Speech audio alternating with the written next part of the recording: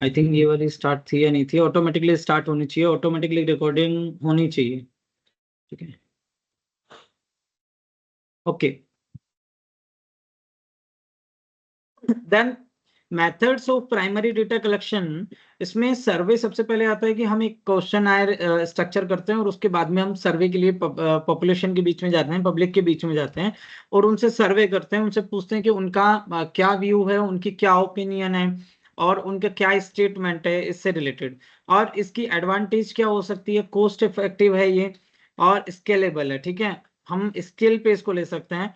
Cost effective है क्योंकि सर्वे करने के लिए जा रहे हैं, सीधा पॉपुलेशन के बीच में चला देते हैं, क्वेश्चन अपने होते हैं। सर्वे के लिए डिफरेंट टाइप के जो छोटे मोटे टूल्स चाहिए वो हमारे पास में अवेलेबल होते हैं।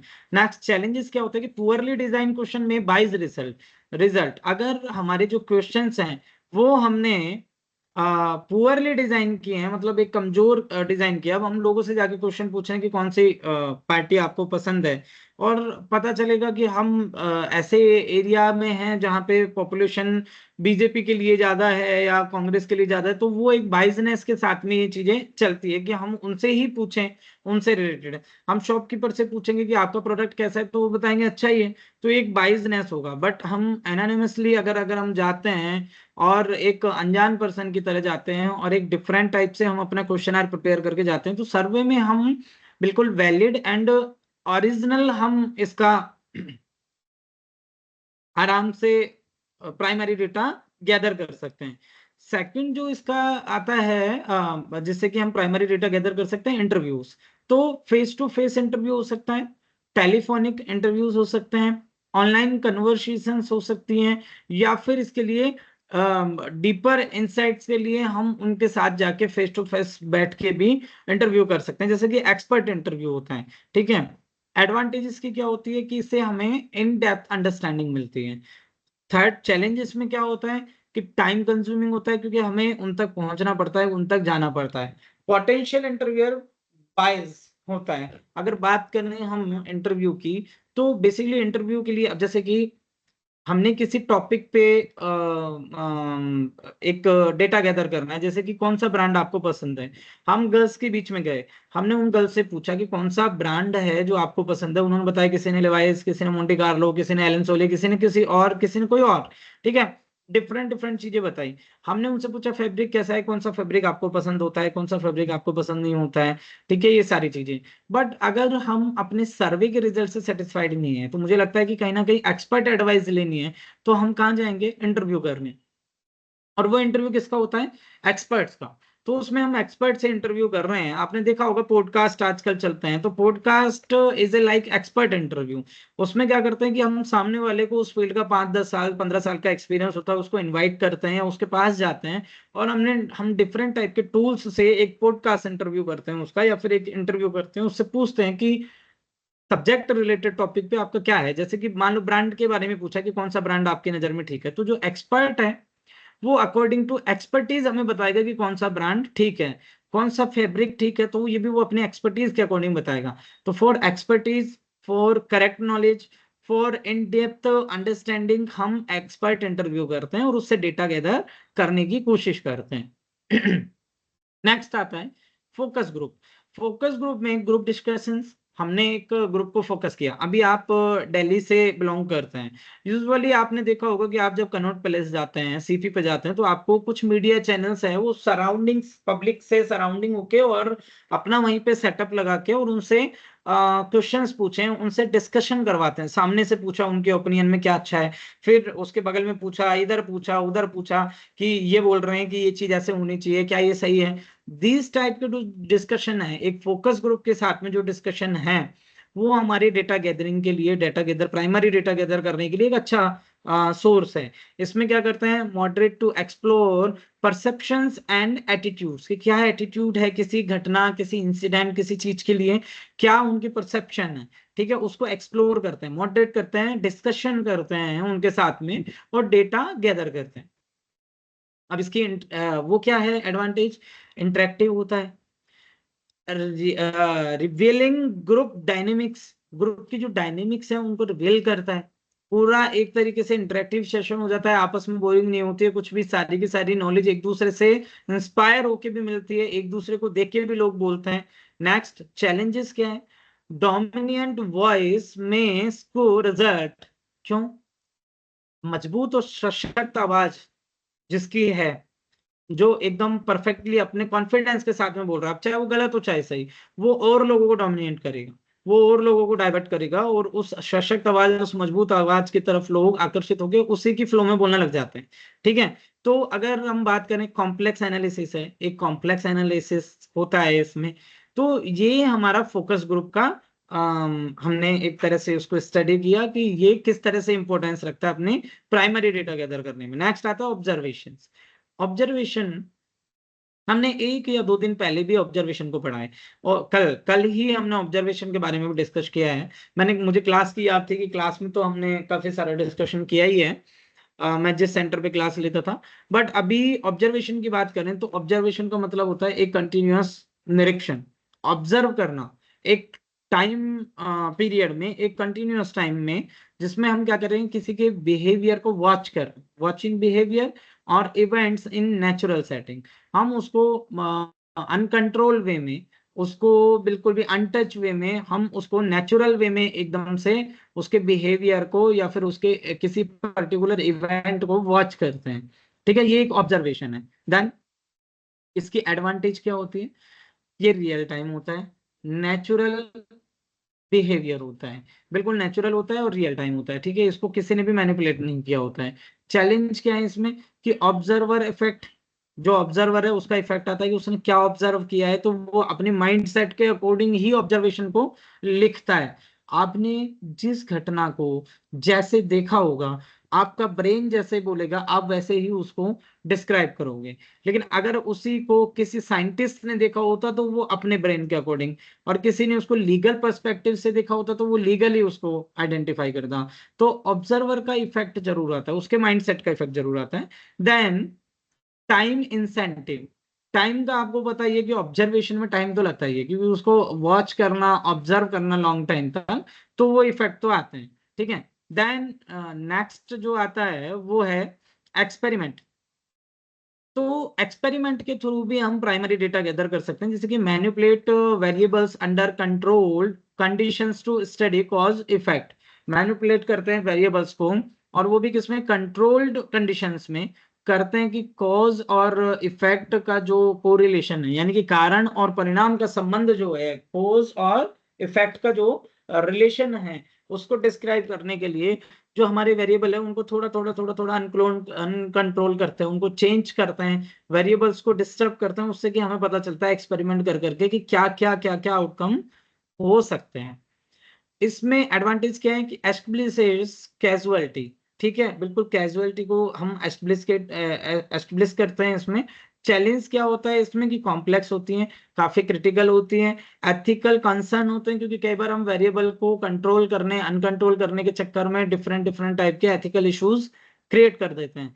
फिर में लेक रियल वर्ल्ड रिलेवेंस, क्योंकि ये रियल वर्ल्ड का रिलेवेंस नहीं है, हम एक कंडीशन क्रिएट करते हैं, हम वेरिएबल को डिस्टर्ब करते हैं, उसको अनकंट्रोल या कंट्रोल करते हैं, उसको चेंज करते हैं, तो वो एक कंडीशन पैदा करते हैं, क्वासी कंडीशन पैदा करते हैं, यानी कि आभासी वातावरण तैयार करते हैं, एक उसके जैसा सिमिलर हम एनवायरनमेंट प्रिपेयर करते हैं। दैट्स वाई थोड़ी सी इसकी चैलेंज ज्यादा होती है, but these are the key points of primary data collection, कि किस तरह से हम प्राइमरी डेटा कलेक्ट करते हैं। Then sources of secondary data collection. ठीक है, तो हम सेकेंडरी डेटा कलेक्शन की अब बात करते हैं। तो sources of secondary data collection में फर्स्ट होता है स्टैटिकल एनालिसिस। ठीक है, या गवर्नमेंट रिपोर्ट्स। जो गवर्नमेंट के डिफरेंट डिफरेंट टाइप के डिपार्टमेंट हैं, जैसे कि कैग की रिपोर्ट हुई, या फॉरेन मिनिस्ट्री की रिपोर्ट्स हुई, या डिफरेंट डिफरेंट टाइप के जो इनके आयोग होते हैं, पब्लिक सर्विस कमीशंस होते हैं, बोर्ड होते हैं इनकी। ठीक है, और इनकी डिफरेंट डिफरेंट टाइप की स्टैच्यूटरी बॉडीज होती हैं, वो अलग अलग गवर्नमेंट की रिपोर्ट को पब्लिश करते हैं, प्रिंट करते हैं। मान लो टीवी कितने लोगों ने परचेज की, इसका एक आइडिया तो आपको टीवी मैन्युफैक्चरिंग कंपनी देगी, बट गवर्नमेंट ऑफ इंडिया भी दे सकती है। उनके पास में मैन्युफैक्चरर्स का भी और उनके पास में बायर और सेलर दोनों का डेटा होता है टैक्स कलेक्शन बेस पे। ठीक है, उनको पता होता है कितने लोगों ने खरीदी है, टू व्हीलर्स कितने बिके हैं। कोई भी ऑल ओवर इंडिया में आरटीओस जो होते हैं, हमारे रीजनल ट्रांसपोर्ट ऑफिसेस जो होते हैं, उनके बेस पे जो डेटा होता है रजिस्ट्रेशन का, वो भी दे सकते हैं। अदरवाइज आपको हमारा टैक्स कलेक्शन जो डिपार्टमेंट है लाइक जीएसटी या अदर, वो आपको दे सकते हैं। या फिर रोड टैक्स, टैक्स जो कलेक्ट होता है उसका डिपार्टमेंट भी आपको प्रोवाइड करा सकता है कि कितने व्हीकल्स के रोड टैक्स पहली बार फर्स्ट टाइम मतलब जमा हुए हैं, तो वो भी आपको डेटा प्रोवाइड करा सकते हैं। तो लाइक दीज गवर्नमेंट रिपोर्ट्स, ठीक है, किसी की फाइनेंशियल कंडीशन पता करनी है, इकोनॉमिक कंडीशन पता करनी है, क्या हमें कोई फैक्ट चाहिए मान लो हमारी एजुकेशन रेशियो चाहिए कि किस स्टेट में कितना एजुकेशनल रेशियो है, तो इन सब चीज के लिए गवर्नमेंट रिपोर्ट्स होती हैं। सेकंड जो है, सेकंड डेटा गैदर करने के लिए लिटरेचर रिव्यू है। ठीक है, लिटरेचर रिव्यूज का, पुरानी जितने भी हमारे लिटरेचर है, बुक्स हैं, मैगजीन है, न्यूज लेटर है, न्यूज़पेपर्स हैं, इन सबको हम आराम से एक्सप्लोर कर सकते हैं, उसके लिटरेचर को रिव्यू कर सकते हैं, किसने क्या लिख दिया इन पास्ट, हम उसको पढ़ सकते हैं। नेक्स्ट आता है केस स्टडी। केस स्टडी से भी हम सेकेंडरी डेटा कलेक्ट करते हैं, लाइक किसी नए प्रोडक्ट को लॉन्च करें और उसके लिए कोई कंपनी कराना चाहती है रिसर्च, तो रिसर्च में हमें सेकेंडरी डेटा कलेक्ट करना पड़ेगा। तो हम देखेंगे कि सिमिलर कंडीशन पहले कब कब हुई, कि उसी सेगमेंट की उसी प्रोडक्ट की ऐसी कितनी कंपनी है जिन्होंने न्यू डेटा लॉन्च किया था, तो उनका डेटा क्या रहा, न्यू डेटा नहीं, न्यू प्रोडक्ट लॉन्च किया था, तो उनका प्रोडक्ट क्या रहा, चल रहा है नहीं चल रहा है, लॉस में है प्रॉफिट में है, तो वो हमारे लिए केस स्टडी होगी। जैसे कि ऑनलाइन प्लेटफॉर्म में मान लो जोमेटो या स्विगी जैसा कोई एक नया प्लेटफॉर्म आप खोलना चाह रहे हैं, तो आपके लिए जोमेटो एंड स्विगी की जो वर्तमान की जो कंडीशन है, डेफिसिट है, या जो भी उनके शेयर वैल्यू है, या जो उनके चैलेंजेस हैं, जो उनके एडवांटेज हैं, या जो उनके प्रिपरेशन है उन चीज को, या टेक्निकल सेटअप उन चीज को, वो चीजें आपके लिए सेकेंडरी डेटा होंगे। ठीक है, केस स्टडी होगी, आप उसके अकॉर्डिंग चीजों को मॉडिफाई कर सकते हैं। देन नेक्स्ट चीज आती है एकेडमिक जर्नल्स। तो we all know about academic journals, क्योंकि एकेडमिक जर्नल्स में डिफरेंट टाइप के रिसर्च पेपर पब्लिश होते हैं, डिफरेंट टाइप के रिपोर्ट्स पब्लिश होती हैं और प्रिंट होती हैं, और एकेडमिक जर्नल्स का एक अपना अलग ही क्रेडिटेबिलिटी होती है उनकी, और एकेडमिक जर्नल्स की एक अलग ही रिलायबिलिटी होती है, क्योंकि वो काफी ज्यादा फाइन और काफी ज्यादा प्रोसेसिंग के बाद में आगे उनकी फॉरवर्ड होती है। तो एकेडमिक जर्नल्स के थ्रू भी हम हमारा डेटा कलेक्ट कर सकते हैं। नेक्स्ट जो आती है वो है market research report. Market research report provide us different type of product, different type of brand, different type of companies की कंडीशंस, फाइनेंशियल कंडीशंस, उन कंपनीज की, उन प्रोडक्ट की रिसर्च रिपोर्ट क्या क्या होती है, डिफरेंट टाइप के प्रोडक्ट का उस सेगमेंट का क्या क्या चल रहा है। जैसे कि एनर्जी ट्रेडिंग एक सेगमेंट होता है, ठीक है, अपने बिजनेस में हम लोग पढ़ते हैं एनर्जी ट्रेडिंग। एनर्जी ट्रेडिंग में डिफरेंट टाइप की चीजें होती है, जैसे कि ऑयल भी होता है, पेट्रोलियम भी होती है, जेली भी होती है, और डिफरेंट टाइप की गैसेस जो होती हैं वो भी होती हैं, तो ये सब एनर्जी ट्रेडिंग में आती है। इसके अलावा अगर बात करें तो सिल्वर, गोल्ड, ये सारी चीजें भी एनर्जी ट्रेडिंग में आती है, तो ये एक सेगमेंट हो गया। इससे रिलेटेड जो रिसर्च है वो सारी की सारी मार्केट रिसर्च में आती है। मार्केट रिसर्च में डिफरेंट डिफरेंट टाइप के segment, sectors, automobile sector, banking sector, ठीक है, इसके अलावा अगर बात करें तो मैन्युफैक्चरिंग सेक्टर, कंस्ट्रक्शन सेक्टर, ठीक है, इन सेक्टर्स पे रिसर्च होती है और वो अपनी रिपोर्ट पब्लिश करता है। Next, online database and repositories. तो ऑनलाइन जो डेटाबेस है लाइक गूगल, लाइक विकिपीडिया, या डिफरेंट डिफरेंट टाइप के सर्च इंजन्स उन वो प्रोवाइड कराते हैं। अभी आजकल आपको आर्टिफिशियल इंटेलिजेंस भी ऐसी है, जो एआई है, जो आपको डिफरेंट डिफरेंट टॉपिक्स पे एक ऑल ओवर वर्ल्ड की इंफॉर्मेशन प्रोवाइड करा देते हैं, कहाँ पर है कैसे, एक रिपोर्ट बना के। एंड रिपोजिटरीज का मतलब होता है कि आपके पास में ऐसे बहुत सारी रिपोजिटरीज है जहाँ पे डेटा और ये सारी चीजें स्टोर होती हैं, आप उनसे भी ये चीजें कलेक्ट कर सकते हैं अपना सब्सक्रिप्शन लेके। ठीक है, इंटरनेट आर्चिव, आपने सुना होगा इंटरनेट आर्चिव वगैरह पे। तो ये जो इंटरनेट आर्चिव हैं ये प्रोवाइड कराते हैं, एक तरह के रिपोजिटरीज हैं, ऑनलाइन डेटाबेस रिपोजिटरीज हैं, जो आपको छोटे मोटे सब्सक्रिप्शन से, scribe.com, ये आपको प्रोवाइड कराते हैं कि आपको कोई इन्फॉर्मेशन चाहिए, कोई बुक चाहिए, कोई पीडीएफ चाहिए, कोई लिटरेचर चाहिए, तो वो आपको छोटे छोटे सब्सक्रिप्शन पे प्रोवाइड कराते हैं। तो दीज आर डेटा कलेक्शन में primary data source and secondary data source, primary data method, secondary data method, primary data techniques, secondary data techniques, ठीक है, कंफ्यूजन में मत रहना। नेक्स्ट हमारा टॉपिक आता है changes in data collection.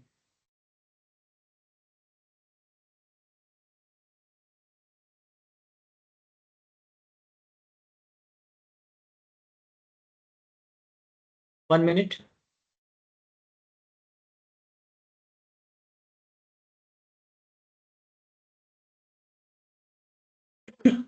Challenges in data collection की अगर बात करें तो वन मिनट स्टूडेंट।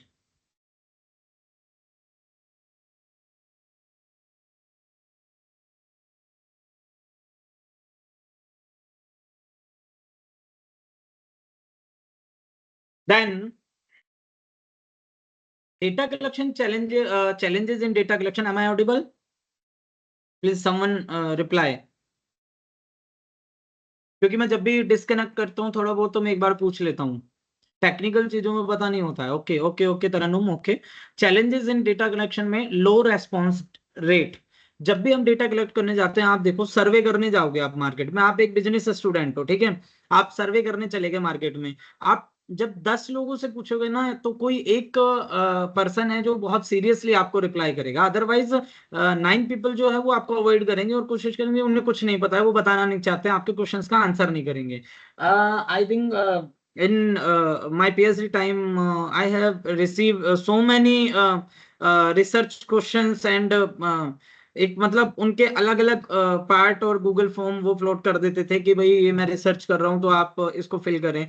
अब हर रिसर्च गूगल फॉर्म को फिल करने में 5 मिनट, 10 मिनट, 15 मिनट खर्च होता था, और जब मैं थीसिस प्रिपेयर कर रहा होता था तो मुझे ऐसा लगता था कि मैं ये 15 मिनट, 20 मिनट अपने टाइम को, अपनी चीजों को दूं, वहां देने से मेरा, क्योंकि पर डे दो तीन एक गूगल फॉर्म किसी ना किसी से रिसीव हो जाते थे। आज के टाइम में मैं उनका रिप्लाई करता हूँ, but it is a time taking process ना, दैट्स वाई हर कोई आपको रेस्पॉन्स नहीं करता है। सर्वे में जाओगे, फोकस ग्रुप के लिए जाओगे, आप इंटरव्यू के लिए जाओगे, तो एक्सपर्ट इंटरव्यू भी आप जब 2 एक्सपर्ट से पूछोगे तो कोई एक आपको पर्टिकुलरली हाँ करेगा, और वो भी अपनी शर्तों पे, अपनी टर्म एंड कंडीशंस पे, अपनी टाइमिंग्स पे कि इतने टाइम में मैं फ्री हूं तब आप आना। देन बायस और इनकम्प्लीट रेस्पॉन्स। बायस का मतलब भेदभावपूर्ण, ठीक है। अब आप जा रहे हो एक ऐसे एरिया में जहां से कोई बीजेपी एमएलए लीड कर रहे हैं, बीजेपी एमएलए जीते हैं, आप वहां जाके बीजेपी के लिए पूछोगे तो वो आपको बहुत पॉजिटिव रेस्पॉन्स देंगे। आप जाओगे ऐसे एरिया में जहाँ पे कांग्रेस के एमएलए जीत रहे हैं कंटिन्यू 20 साल से, 15 साल से, आप वहां जाके कांग्रेस के लिए पूछोगे, आपको पॉजिटिव रेस्पॉन्स मिलेगा, बीजेपी के लिए पूछोगे नेगेटिव मिलेगा। तो इट इज ए बायस, आप समझ रहे हैं, भेदभावपूर्ण एक हमारा डेटा कलेक्शन होता है। ये एक नॉर्मली एग्जांपल था। अब इनकम्प्लीट रेस्पॉन्स की बात करते हैं तो कुछ लोग हैं जो पूरा जवाब ही नहीं देते, आपको बोलेंगे ही नहीं। Ethical concern, most of data collection में एथिकल कंसर्न भी होते हैं, क्योंकि हम अनएथिकली किसी से डेटा नहीं ले सकते हैं। मान लो हम किसी चीज के ऊपर पर्टिकुलर रिसर्च कर रहे हैं और हम केवल लोगों को देख के भी इन चीजों का पता लगा सकते हैं कि वो क्या पसंद कर रहा है, क्या नहीं पसंद कर रहा है, फिर भी विदाउट हर या विदाउट मतलब उसकी कंसर्न के बिना हम नहीं ले सकते, उसका एक तरीके से यूज नहीं कर सकते उसके डेटा को या उससे रिलेटेड इंफॉर्मेशन को। तो एथिकल कंसर्न भी वहां पे चैलेंजेस में आते हैं। रिसोर्स कंस्ट्रेंट्स, ठीक है, टाइम, मनी, पावर, ये चीज भी हमें एक लिमिटेशन या लिमिटेड करते हैं डेटा कलेक्शन में, कि एक तो टाइम टेकिंग प्रोसेस हो गया या मनी स्पेंडिंग हो गया। कहीं आप जा रहे हो, आज आप सीपी पे ही जाओगे डेटा कलेक्ट करने के लिए, इसमें नॉट पैलेस में, आप मेट्रो से बाहर निकलेंगे तो मेट्रो में आने जाने का भी, वहां रुकने का भी, रहने का भी, मनी का तो चाहिए, टाइम टेकन भी है, और फिर मैन पावर भी आपको चाहिए। आप अकेले भी डेटा कलेक्ट करोगे तो हो सकता है प्रोबेबिलिटी कि आप प्रॉपर डेटा कलेक्ट नहीं कर पाओ। तो these are big issue, big challenges with data collection ना। Then technical issue, specially in online research, क्योंकि ऑनलाइन रिसर्च के टाइम पे टेक्निकल इश्यूज बहुत सारे आते हैं, लाइक डेटा 2 GB डेटा मिलेगा और सारा के सारा डेटा कलेक्शन में उड़ जाएगा तो क्या कहना। एक वीडियो अगर आप देखने बैठ जाओगे, डेटा कलेक्ट करने की कोशिश कर रहे हो, किसी एक्सपर्ट का वीडियो देख रहे हो, उनका इंटरव्यू देख रहे हो, डेटा कलेक्ट करने की कोशिश कर रहे हो, तो नोट करने के लिए आपको टाइम टेकिंग भी है, आपको पूरी इलेक्ट्रिसिटी भी चाहिए, आपको नेटवर्क कनेक्टिविटी भी बेटर चाहिए ताकि आप एक्सप्लोर कर सको, ठीक है। आपने कई बार देखा होगा कि कुछ फॉर्म ऐसे होते हैं जो आप सबमिट करते हैं तो because of poor data network वो सबमिट नहीं हो पाते हैं। कोई डॉक्यूमेंट अपलोड कर रहे हो या डाउनलोड कर रहे हो, वो डाउनलोड नहीं हो पाते, वो अपलोड नहीं हो पाते हैं, तो it is a technical issue, है ना, डेटा कलेक्ट करने में, डेटा गैदर करने में। Then various method of data collection in online research, ये एक इंपॉर्टेंट टॉपिक है, सिलेबस में इसको थोड़ा सा हाईलाइट किया हुआ है, तो नोट कर लेना आप लोग। मैं आप लोगों को बोल रहा हूँ, तरन्नुम, भूमिका, अंशु, आयुषी, जो भी बच्चे हैं, सभी के सभी इसको भी नोट करना कि ये हो सकता है एक शॉर्ट क्वेश्चन या एक क्वेश्चन इससे रिलेटेड आ जाए कि various method of data collection in online research, ठीक है। आल्सो क्वेश्चन है रिलेटेड विद ऑनलाइन प्लेटफॉर्म पे या ऑनलाइन टूल, ये भी एक इंपॉर्टेंट टॉपिक था।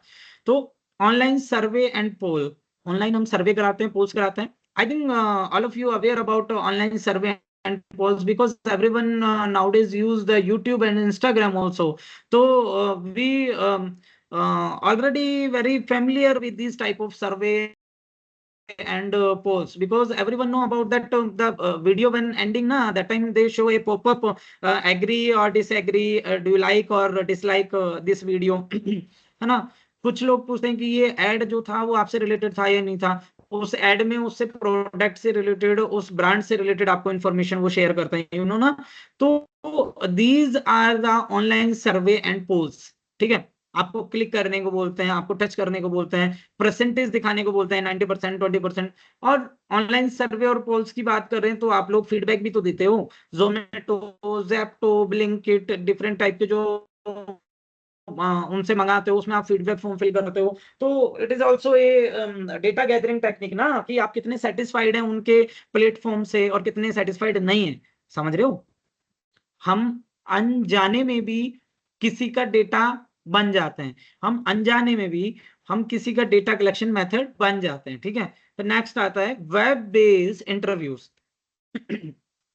जूम, स्काइप, MS टीम जिसपे अभी चल रहा है, अभी हम लोग जिससे कनेक्टेड हो रहे हैं, ये भी एक प्लेटफॉर्म है जिससे कि हम इंटरव्यूज करते हैं लाइक दिस। अभी हम नॉलेज को और इंफॉर्मेशन को एक्सचेंज कर रहे हैं, ओके।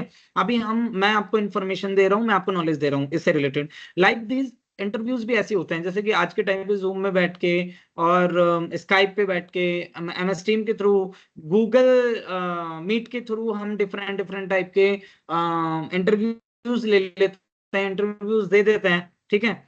फिर नेक्स्ट आता है ईमेल क्वेश्चनायर्स, तो ईमेल भी आते हैं, उस ईमेल पे भी हमें लिंक मिलता है, लिंक पे क्लिक करते हैं तो बहुत सारे क्वेश्चनायर होते हैं, yes no yes no yes no yes no, वो फिल करते रहते हैं, ठीक है।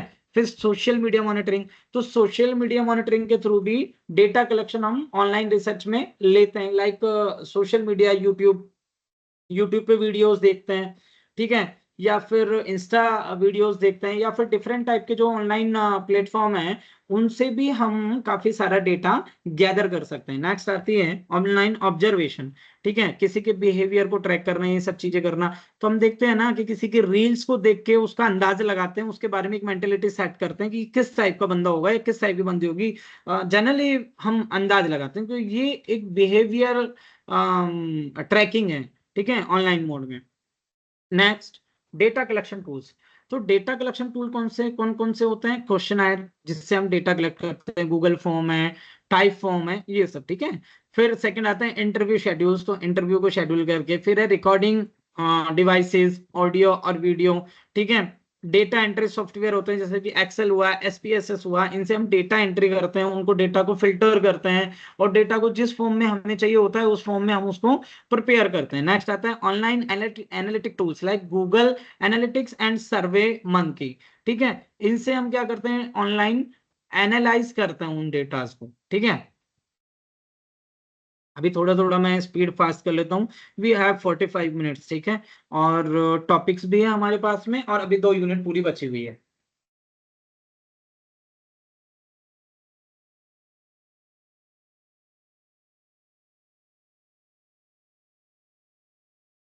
भर के लाना पड़ेगा कहीं। Benefits and challenge of data collection in online research, ठीक है, ये आपसे पूछा जा सकता है, ये भी ध्यान रखना। तो ऑनलाइन रिसर्च के साथ में आप एक दो चीजें ये प्रिपेयर करके रखना। बेनिफिट क्या है, जैसे कि कॉस्ट इफेक्टिव है, quick access to large data है, automated tools, as a analysis, ठीक है, जियोग्राफिक फ्लेक्सिबिलिटी है कि आपको इधर उधर जाना नहीं पड़ता। चैलेंज क्या है कि इंटरनेट एक्सेस लिमिटेड है, लिमिटेशन से इंटरनेट इतना अनलिमिटेड नहीं मिल रहा है ना कि उसको अपन पूरे दिन चला के ही रख दें आराम से। लो रेस्पॉन्स एक्यूरेसी और engagement, data security and privacy concern भी होते हैं कि काफी सारे लोग उसको डेटा को प्राइवेट भी करके रखते हैं और हर किसी के लिए एक्सेसिबल नहीं होता है।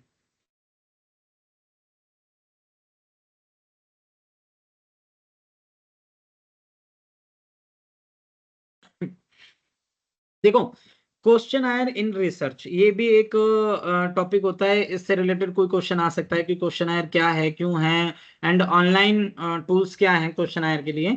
तो हम पहले इसको पढ़ लेते हैं एक नॉर्मली, है ना। एक questionnaire is structure tool use to collect data from respondent such as individual, group, institutions, ठीक है। तो इंस्टीट्यूशन से, इंडिविजुअल से या फिर ग्रुप से हम जब कोई डेटा कलेक्ट करने की कोशिश करते हैं तो एक क्वेश्चनर प्रिपेयर करके जाते हैं। आज आपको मुझसे कोई इंफॉर्मेशन चाहिए, बिजनेस रिसर्च मैथडोलॉजी से रिलेटेड ही चाहिए, तो जब आप घर से मेरे पास आते हो तो कम से कम 5-10 क्वेश्चन आप सोच के आओगे, सर से ये भी पूछना है, ये भी पूछना है, ये भी पूछना है, ये भी पूछना है।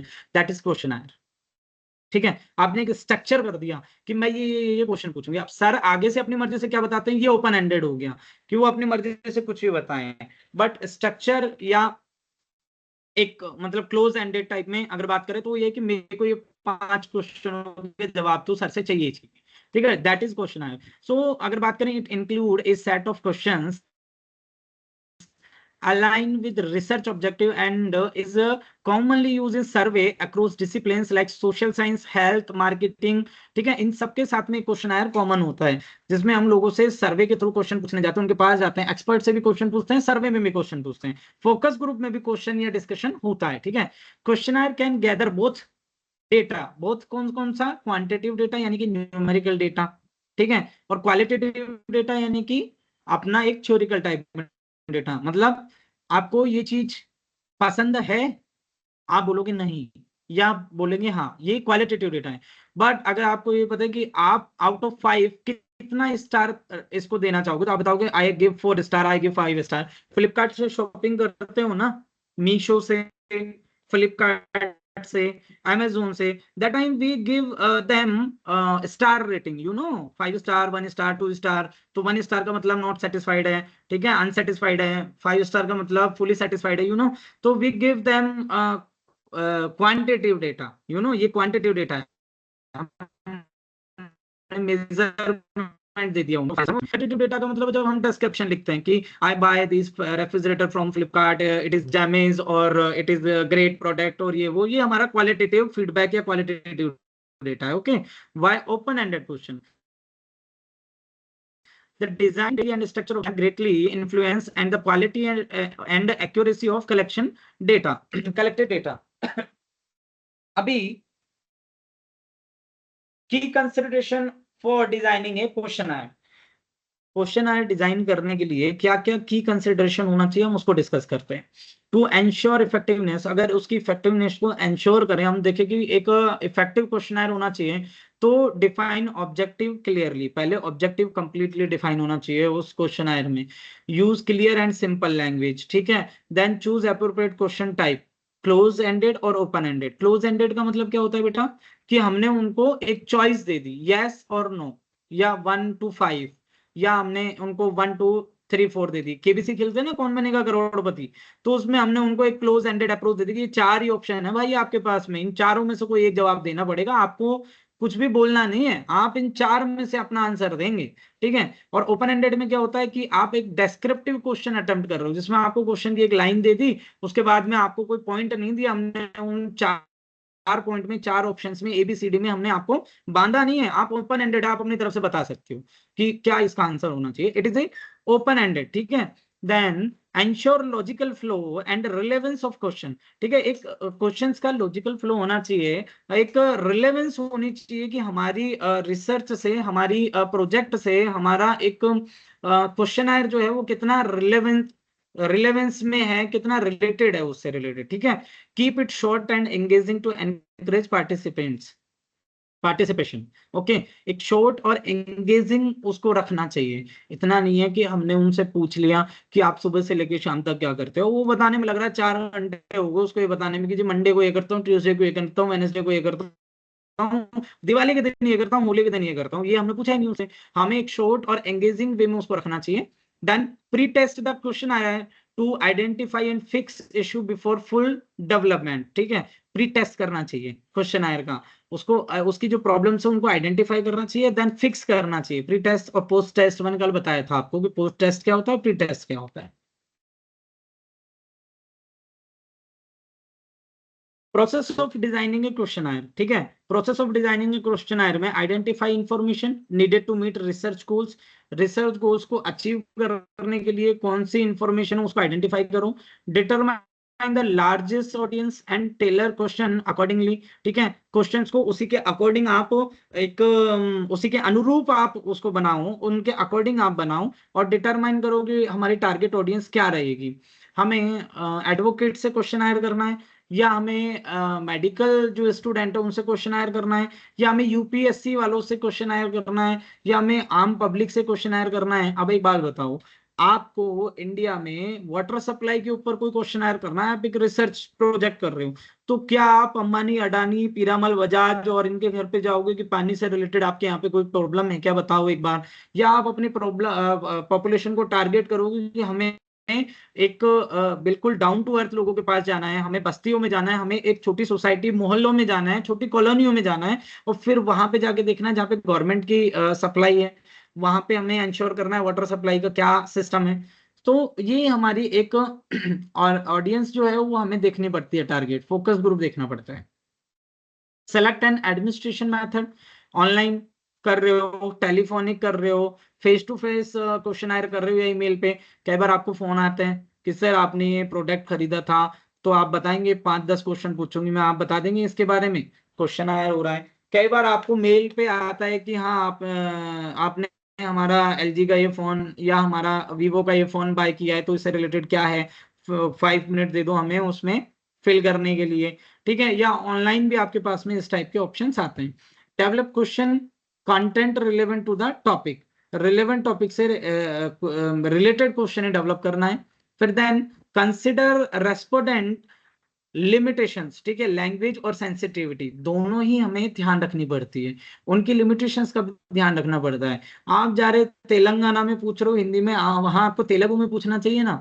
आप कन्नौट पैलेस पे खड़े होकर तमिल में क्वेश्चन पूछ रहे हो, तो वेरी लिमिटेड है ये। तो आपको ये पूछना ही पड़ेगा ना कि उनकी लैंग्वेज क्या है, सेंसिटिविटी क्या है। ठीक है, नेक्स्ट, चूज बिटवीन ओपन और क्लोज एंडेड फॉर्मेट। तो आपको ओपन एंडेड बताया कि सामने वाले को आपने टाइम दे दिया, उससे पूछ लिया आप कौन सा ब्रांड पसंद करते हैं। अब वो आपको पहले पूरी कहानी बताएगा, बचपन में मैं ये वाला ब्रांड पहनता था, फिर जवानी में ये वाला पहनने लगा था, स्कूल जाता था तब ये ब्रांड की पहनता था, और अब ये ब्रांड की पहनता हूँ, अब ये वाला ब्रांड मुझे अच्छा नहीं लगा था, गर्मी में ये पहनता हूँ, सर्दी में ये पहनता हूँ, सुबह ये वाला पहन लेता हूँ, शाम को ये वाला पहन लेता हूँ। It is open ended. अगर उसको टाइम नहीं देना है और उनके ओपन एंडेड डेटा की हमें जरूरत नहीं, तो हम उसको क्लोज एंडेड कर देंगे। हम देंगे उनको 4 ऑप्शन, लिवाइस, मोंटे कार्लो, इसके बाद में एलन सोली, और एक और जो भी है आपकी रेड टेप वगैरह, हमने दे दी कि इन चारों में से कौन सा ब्रांड आपको ज्यादा पसंद है। It is A close ended. ठीक है, समझ में आई। फिर नेक्स्ट हम बात करते हैं finalize the wording of questions, कि फाइनलाइज करेंगे वर्डिंग, क्वेश्चन की वर्डिंग क्या है। फिर settle logical question sequence, logical sequence भी होना चाहिए। ठीक है, कि हम उनसे पूछ रहे हैं कि सोते समय क्या किया, और बिना सीक्वेंस से उनसे पूछ रहे हैं कि फिर दोपहर में क्या किया। तो पहले क्वेश्चन आएगा दोपहर का कि दोपहर में क्या किया था, फिर शाम को क्या किया था, फिर रात को क्या किया। तो it is a logical sequencing ना, कि आपने 12th में कितने मार्क्स थे, फिर 12th में क्या थे। हमने सबसे पहले पूछ लिया पीएचडी में आपने क्या किया, वो बोले मैंने पीएचडी की ही नहीं है।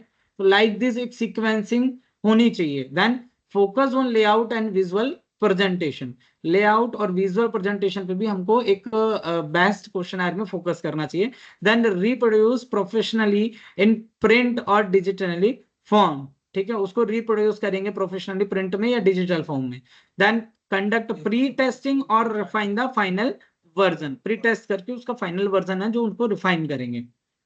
अभी एडमिनिस्ट्रेशन ऑफ क्वेश्चन बच रहा है। अब एडमिनिस्ट्रेशन ऑफ क्वेश्चन में सिंपल सा है, टाइम टेकिंग प्रोसेस है, इसलिए मैं आपको जल्दी थोड़ा सा बता रहा हूँ।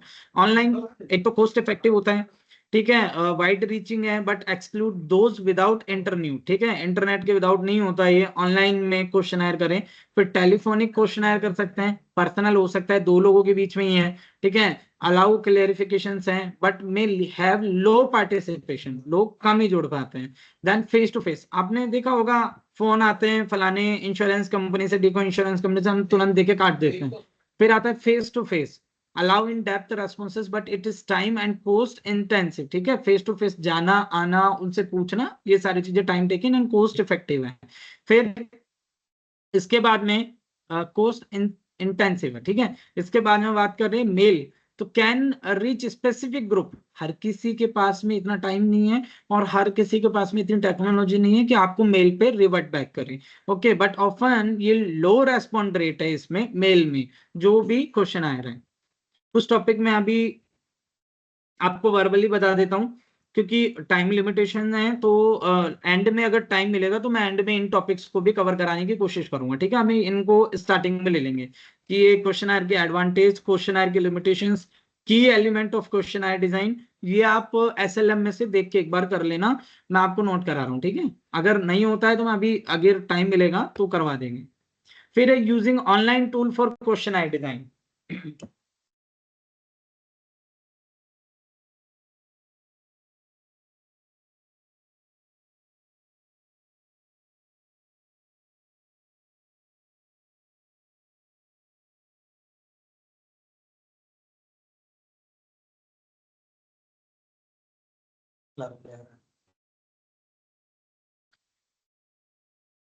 देखो, online tools for question design ये सिलेबस में भी है, क्वेश्चन डिजाइन के ऑनलाइन टूल्स को यूज करना, तो इसके ऊपर भी थोड़ा सा फोकस कर लेना, आई थिंक वो आपसे पूछ सकता है, ठीक है।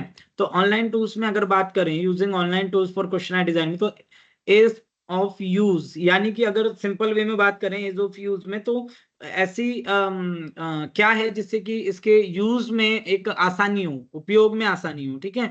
Online platform like Google form user friendly होते हैं। गूगल फॉर्म में हम डिफरेंट टाइप की जो इंफॉर्मेशन है उनको प्रोवाइड कराते हैं या गैदर करते हैं डेटा, बहुत यूज में ऑनलाइन टूल काफी ये इजी गोइंग है, एक्सेसिबल है, ठीक है, इजी एक्सेसिबल है, allowing easy customization with multimedia integration, ठीक है। नेक्स्ट अगर बात करें wide reach, survey can be quickly share across platform, increasing response rate and representativeness, okay. Next आता है real time data collection. Real time data collection का built in analytics and reporting lectures help visualize trend and patterns, okay. Then आता है anonymity and confidentiality, ठीक है। तो confidentiality की बात करें तो online tool often ensure respondent anonymity, encouraging honest response, यानी कि वो अनजान बन के एक तरीके से या अनजान तरीके से आपको होता है तो ऑनेस्ट रिव्यू आते हैं। अगर आपको ये बता दी जाए कि किस चीज के लिए यूज में ले रहे हैं, अगर आपको ये पता चल जाए कि मैं इस चीज के लिए यूज में ले रहा हूं, तो आप हो सकता है बाइज होके उसके बारे में कुछ रेस्पॉन्स करें। बट अगर ये क्लियरिफाई कर दिया जाए, ये बता दिया जाए आपको क्लियरली कि मतलब एक अनजान बन के वो चीज चल रही है, एनोनिमस तरीके से चल रही है, तो आप उसको ऑनेस्टली रिव्यू करते हैं, ठीक है। मोबाइल ऐसे ये उसी तरीके से है कि आप जिस इंस्टीट्यूट में पढ़ते हैं उस इंस्टीट्यूट के हेड अगर आपके सामने हैं और आपसे पूछते हैं तो आप बायस होकर रिप्लाई देंगे कि नहीं सर बहुत अच्छा है, बहुत शानदार है। लेकिन अगर आपको पता नहीं हो कि वो लोग सामने हैं या नहीं है या कुछ भी, तो एनानोमस होकर आप रियलिटी में बताओगे कि ये खराबी है, ये प्रॉब्लम है, वो प्रॉब्लम है, यूजुअली, ठीक है।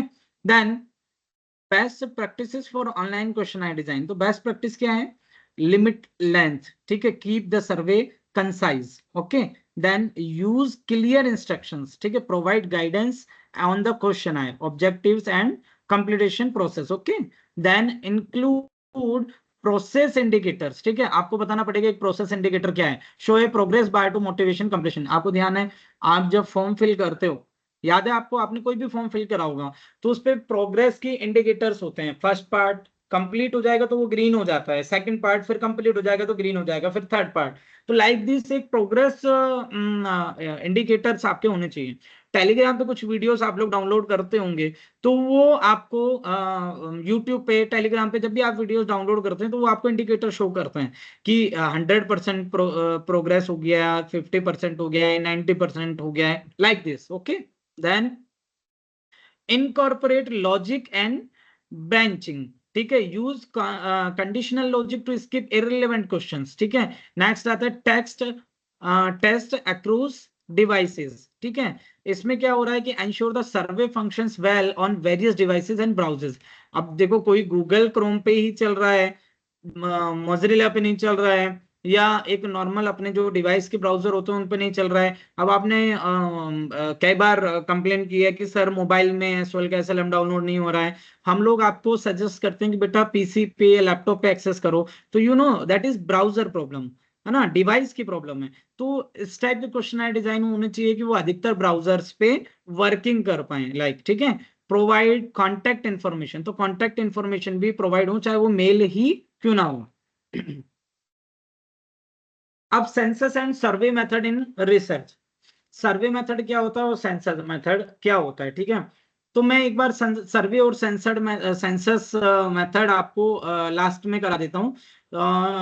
अभी टाइम मैं आपको अदर यूनिट पे ले लेता हूँ, एक बार मैं नोट कर लूंगा इसे, सर्वे और सेंसस मेथड को ही आपको लास्ट में करा दूंगा, ठीक है।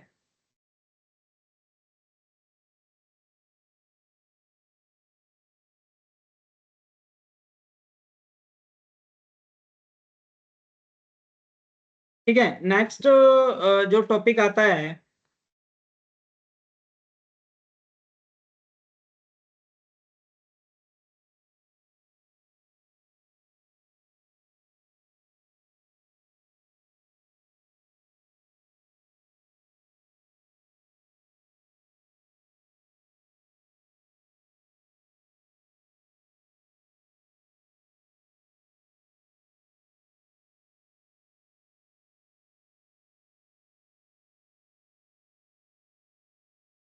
सेंसस एंड सर्वे मेथड अभी आपको थोड़ा बाद में करा देता हूँ, उससे पहले आपको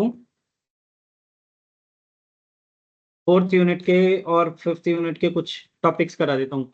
sampling is a also important topic, इसको भी हम देख सकते हैं अभी, तो सैम्पलिंग भी अभी करेंगे। पहले उनको एक बार मैं स्पीड में करा देता हूँ।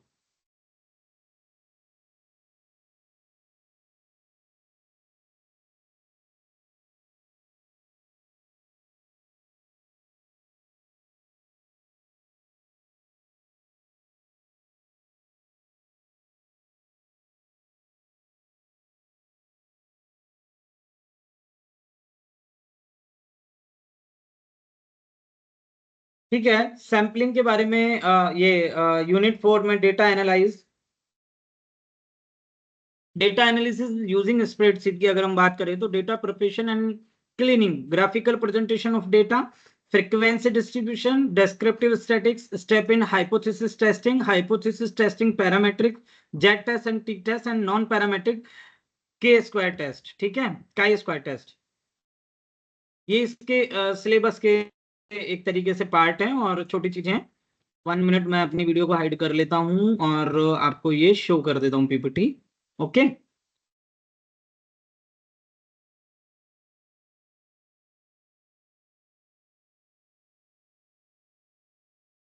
Data preparation and cleaning. देखो डेटा प्रिपरेशन और क्लीनिंग ये फोर्थ यूनिट का एक इंपॉर्टेंट पार्ट, इसको देखते हैं कि डेटा से रिलेटेड उसकी क्लीनिंग करना, उसकी प्रोसेस करना, हाइपोथेसिस टेस्टिंग करना, हाइपोथेसिस क्रिएट करना, ये सारी चीजें। Data preparation and cleaning are crucial step to ensure accurate, reliable, and valid result in research and analysis. देखो रिलायबल होना चाहिए, एक्यूरेट होना चाहिए और वैलिड होना चाहिए, तभी रिजल्ट वैलिड, रिलायबल और एक्यूरेट होंगे, ठीक है। Proper data handling leads to better decision making and more insightful analysis. Importance of data preparation and cleaning. तो डेटा प्रिपरेशन की इंपॉर्टेंस क्या है? एंश्योर एक्यूरेसी, ठीक है, एक्यूरेसी को एंश्योर करता है। Enhance data quality, data quality को एनहेंस करता है। रिड्यूस एरर, यानी कि एरर को कम करता है, खत्म करता है। हैंडल मिसिंग डेटा, मिसिंग जो डेटा है, जो चीजें हमसे रह गई हैं एड्रेस होने से, उनको हैंडल करता है, ठीक है। रिमूव डुप्लीकेट, तो डुप्लीकेशन को रिमूव करता है, अगर कोई डेटा दो जगह आ रहा है काम में तो उसको भी रिमूव करता है। फैसिलिटेट कंसिस्टेंसी डेटा, ठीक है, डेटा की कंसिस्टेंसी को फैसिलिटेट करता है। इम्प्रूव एनालिसिस, एनालिसिस को इम्प्रूव करना है। सपोर्ट वैलिड कंक्लूजन्स, तो वैलिड जो कंक्लूजन्स हैं जिन पे हम रिलायबिलिटी कर सकते हैं, जिनके ऊपर रिलायबल हो सकते हैं, उनको ये सपोर्ट करता है। इन्फॉर्म डिसीजन मेकिंग, ठीक है, डिसीजन मेकिंग इन्फॉर्म करता है कि क्या डिसीजन मेकिंग नहीं है। Accurate data provide a foundation for strategic planning and evidence based decision making. ये मैंने आपको बताया था कि बिजनेस रिसर्च में सबसे इंपॉर्टेंट पार्ट यही होता है कि टॉप लेवल मैनेजमेंट को डिसीजन मेकिंग के लिए एविडेंस चाहिए होते हैं और स्ट्रेटेजिक प्लानिंग के लिए एक फाउंडेशन, रिसर्च बेस्ड फाउंडेशन चाहिए होता है। ओके, एनहेंस रिसर्च क्रेडिटेबिलिटी, तो रिसर्च की जो क्रेडिबिलिटी है उसको एनहेंस करता है। ये इसकी डेटा प्रिपरेशन और क्लीनिंग की इंपॉर्टेंस थी। Next step in data preparation and cleaning, तो ये स्टेप एक बार आप थोड़ा ध्यान से नोट कर लेना कि डेटा को प्रिपरेशन और क्लीनिंग करने के लिए कौन से स्टेप होते हैं। सबसे पहले पहले डेटा कलेक्शन और इंपोर्ट, तो डेटा को कलेक्ट करते हैं वेरियस सोर्सेज से, ठीक है, उसको इंपोर्ट करते हैं, फिर डेटा को अंडरस्टैंड करते हैं और एक्सप्लोर करते हैं कि किस टाइप का डेटा है, ठीक है, डेट शीट बनाते हैं, उसको कैलकुलेट करते हैं, ठीक है, स्टैटिकली उसको रिफाइन करते हैं, ठीक है, विजुअलाइजेशन को क्रिएट करते हैं, और इश्यूज हैं तो उनको इश्यूज को दूर करते हैं, डुप्लीकेट वगैरह अदर चीजों को। फिर हैंडलिंग मिसिंग डेटा, आइडेंटिफाई करते हैं, एड्रेस करते हैं मिसिंग वैल्यूज, ठीक है, थ्रू डिलीटेशन और imputation to maintain data set integrity. Duplicate data के साथ में डील करते हैं कि किसी डेटा का जगह जगह यूज हो गया हो, 2-3 जगह यूज कर हो गया हो तो उसको रिमूव कर देते हैं। फिर आता है outlier detection and treatment, identify करते हैं, मैनेज करते हैं आउटलायर्स को, that means to result while retaining valid outliers. Data transformation and standardization, अब स्टैंडर्डाइजेशन में नॉर्मलाइज करना, स्केलिंग करना, एनकोड करना कैटेगरियल डेटा को, ठीक है, इंश्योर करना consistency across data set. Next अगर बात करें नेक्स्ट पार्ट, तो डिटेक्टिंग एंड को करेक्टिंग डेटा एंट्री एरर्स, तो डेटा एंट्री की जो एरर्स हुई है हमसे उनको करेक्ट करते हैं, उनको एक तरीके से डिटेक्ट करते हैं। फिर डेटा इंटीग्रेशन, तो डेटा को इंटीग्रेट करते हैं, सारी जगह फैले हुए डेटा को एक तरह से इंटीग्रेशन करना है, कंबाइन करते हैं डेटा को मल्टीपल सोर्सेज से, स्टैंडर्डाइज करते हैं, फॉर्मेट करते हैं, यूनिट करते हैं। तो it is a process, it is a step, it is a technique of data preparation and cleaning. तो भाई ध्यान रखना कि टेक्निक, स्टेप या आपसे पूछ ले प्रोसेस, तो आपको ये वाली लिख के आनी है, यूज करना है ये वाला pattern. Data clearing best practice में क्या होता है, डॉक्यूमेंट योर वर्क, सबसे पहले तो आप जो भी वर्क कर रहे हैं उसको डॉक्यूमेंट में करो, यानी कि रिटर्न में करो। फिर यूज ऑटोमेशन, यानी कि automate repetitive task like removing duplicate और फिलिंग मिसिंग वैल्यूज और ये सारी चीजें, ठीक है। फिर इसके बाद में आता है इटरेट द प्रोसेस, तो data cleaning is a ongoing process, regularly reassess and adjust the data as issue arise to ensure better data quality, तो डेटा क्वालिटी के लिए data cleaning is a regular और ऑनगोइंग प्रोसेस होनी चाहिए।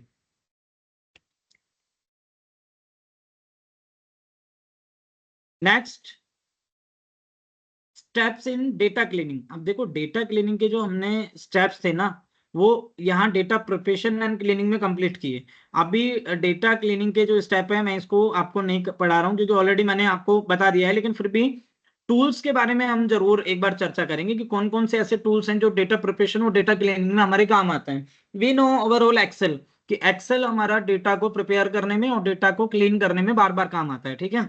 Excel में हम different different type के filters लगाते हैं, डिफरेंट डिफरेंट टाइप की इक्वेशंस लगाते हैं, और फिर उसके बाद में एक्सेल में हम फॉर्मूलाज लगाते हैं और अपने डेटा को अपने अकॉर्डिंग फिल्टर करते हैं, अपने अकॉर्डिंग प्रिपेयर करते हैं, क्लीन करते हैं। अब लेकिन इसके अलावा और कौन कौन से टूल हो सकते हैं, स्प्रेडशीट, ठीक है, यूजर फ्रेंडली है और स्मॉल डेटाबेस के लिए। नेक्स्ट आता है data cleaning software, advance tool like trifecta और फॉर लार्जर डेटाबेस के लिए, ठीक है। ट्रिफेक्टा के अलावा बात करें तो प्रोग्रामिंग लैंग्वेज पाइथन और आर है। आप बिजनेस एनालिटिक्स पढ़ रहे हो, आपने बीकॉम 6 सेमेस्टर में अभी बिजनेस एनालिटिक्स पढ़ा है, तो उसमें आपने पाइथन और आर पढ़ा होगा, ठीक है। तो पाइथन और आर कैसे यूजफुल है अपने इसमें डेटा के लिए, तो वो सारी चीजें आपने पढ़ी होंगी। नेक्स्ट आता है data quality tool, automate check data accuracy के लिए। फिर आता है बेनिफिट क्या है इनके टूल्स के, improve data quality, increase efficiency and better decision making. Data से रिलेटेड बेटर डिसीजन मेकिंग के लिए काम आता है। अब एक टॉपिक आता है data analysis using spreadsheet. I think पूछेंगे नहीं क्वेश्चन में पेपर में, लेकिन फर्स्ट टाइम में तो पूछ भी सकते हैं क्योंकि कोई आइडिया इसके बारे में नहीं होता है। डेटा एनालाइज यूजिंग स्प्रेडशीट, तो हम इस टॉपिक को करें। इसमें क्या है, data analyze using spreadsheet is the efficient method for organizing, calculating and visualizing data. और स्प्रेडशीट के थ्रू आप यूज करते हो जब डेटा को क्लीन करने के लिए, प्रिपेयर करने के लिए, तो ये एक नॉर्मल डेटा के लिए सफिशिएंट होता है, बहुत बड़े लेवल पे नहीं है, ठीक है। Tools like Microsoft Excel, Google sheet and Libre Office, calc offer, ठीक है, versatile features for managing data set and extracting meaningful insight. Key feature of functions, तो फीचर क्या है इसके, डेटा एंट्री एंड स्ट्रक्चर है, ठीक है। Spreadsheet organize data into rows, row और कॉलम में भी करती है, आपको पता ही है। एक्सेल में भी हम देखते हैं कि रो में और कॉलम में डेटा को प्रिपेयर कर सकते हैं। फिर शॉर्टिंग एंड फिल्टरिंग, हम डेटा को शॉर्ट कर सकते हैं कि ए नाम वाले कितने, बी नाम वाले कितने हैं, 1 नंबर वाले कितने हैं, 65 मार्क्स वाले कितने हैं, 35 मार्क्स वाले कितने हैं, किन के फादर नेम सेम है, आपने देखा होगा। फिल्टर कर सकते हैं उनको उसके अकॉर्डिंग, ठीक है। डेट ऑफ बर्थ के अकॉर्डिंग फिल्टर कर सकते हैं, टाइम, जेंडर, लैंग्वेज, इनके अकॉर्डिंग फिल्टर कर सकते हैं। डेटा क्लीन कर सकते हैं क्योंकि spreadsheet provide tools for correcting errors, okay. Error को करेक्ट करने के लिए भी वो आपको टूल्स प्रोवाइड कराते हैं। लाइक अगर आपने कहीं पे स्पेलिंग मिस्टेक कर दी तो आप पूरी स्प्रेडशीट में कहीं भी स्पेलिंग को एक बार में रेक्टिफाई कर सकते हो, चेंज कर सकते हो, रिप्लेस कर सकते हो, फाइंड कर सकते हो, okay. Basic and advance function भी होते हैं उसमें। Basic function like sum, average, count, ये फॉर्मूला लगाते हैं ना अपन एक्सेल में, सम का लगा दिया, एवरेज का लगा दिया, तो एवरेज का लगा दिया तो पूरी रो की एवरेज निकल जाती है, कॉलम की एवरेज निकल जाती है। सम का लगा दिया तो पूरे उसका जोड़ हो जाता है, नीचे जाके एडस्ट्रिक्ट हो जाता है, उसमें सारे के सारे कॉलम में भी, रो में भी ले सकते हैं। एवरेज निकालना है तो एवरेज भी निकल जाता है, ठीक है। वाइल एडवांस एडवांस फंक्शन की बात करें तो ये वर्कअप और वी लुकअप और एच लुकअप, ठीक है। वी लुकअप और एच लुकअप का पूरा यूज इसमें आ जाता है। इसके बाद में बात करें, if automate data retrieval and complex calculations, कुल मिला के एडवांस फंक्शंस और बेसिक फंक्शंस दोनों हम यूजिंग स्प्रेडशीट कर सकते हैं डेटा क्लीनिंग के लिए और प्रोसेसिंग के लिए। देन टेबल्स है, पाइवट टेबल्स है, ठीक है। और उसके बाद में चार्ट एंड ग्राफ्स है। तो विजुअलाइजिंग टूल की बात करें तो चार्ट और ग्राफ, पाई चार्ट भी आ जाता है इसमें, बार चार्ट भी आ जाता है, ग्राफ भी आ जाते हैं, डिफरेंट डिफरेंट टाइप के चार्ट और टूल्स आ जाते हैं।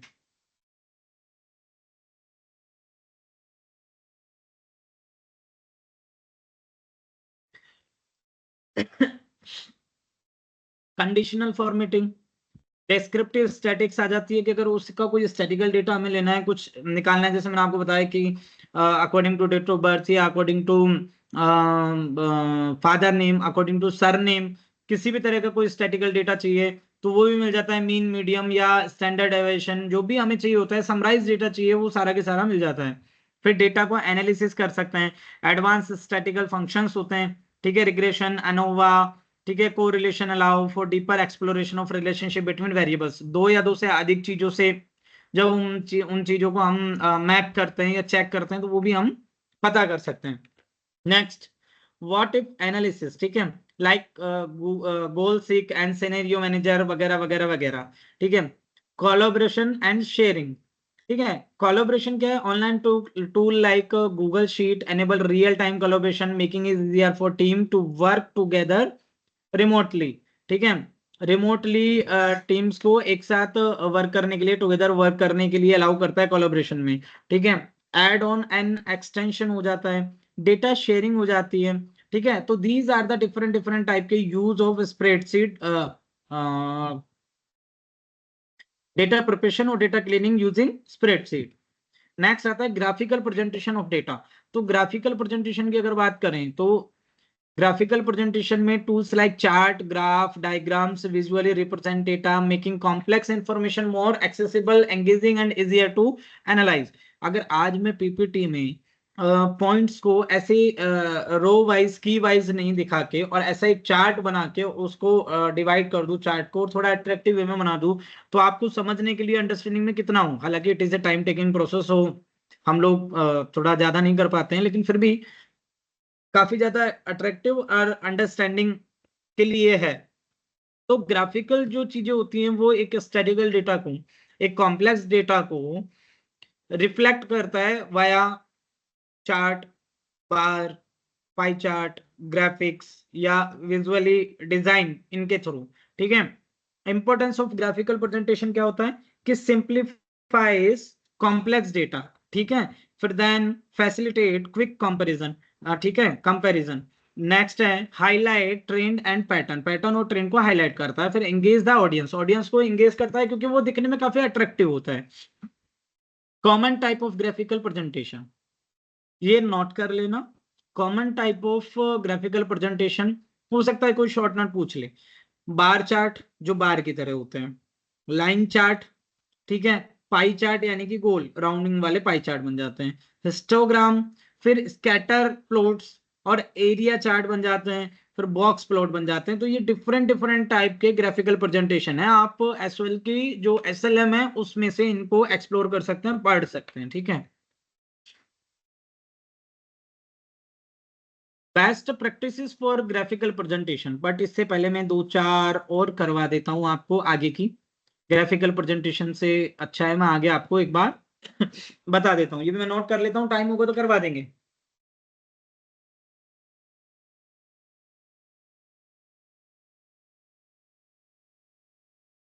ऑनलाइन रिवीजन क्लास में actually we have only 4 hour, और 4 आवर में मैक्सिमम ज्यादा से ज्यादा इंपॉर्टेंट टॉपिक्स मैं आपको डिस्क्राइब कर रहा हूँ, बता रहा हूँ, इन्फॉर्म आपको कर रहा हूँ इसके बारे में, क्योंकि it is a first time. ठीक है। ये जो बिजनेस रिसर्च मेथोडोलॉजी है, ये बीकॉम पूरे बीकॉम कोर्स में फर्स्ट टाइम इसको इंट्रोड्यूस किया गया है, या फर्स्ट टाइम इसको स्टूडेंट्स के लिए डिजाइन किया गया है। अब इसके अकॉर्डिंग इसके कोई प्रीवियस ईयर क्वेश्चन पेपर तो अवेलेबल है नहीं जिससे कि आपको ये बताया जा सके कि इंपॉर्टेंट पिछली बार क्या पूछ लिया, तो इस बार ये नहीं पूछेंगे। तो मैक्सिमम चांसेस हैं कि आपसे डिफरेंट डिफरेंट चीजें पूछी जा सकती हैं, बट जो इंपॉर्टेंट टॉपिक है, इंपॉर्टेंट चीजें वही मैक्सिमम पूछी जाएंगी। Frequency distribution and descriptive statics, applications, limitations, hypothesis testing. Okay, एक बार इसके बारे में पढ़ लेते हैं। Hypothesis testing, it is A important topic. Okay.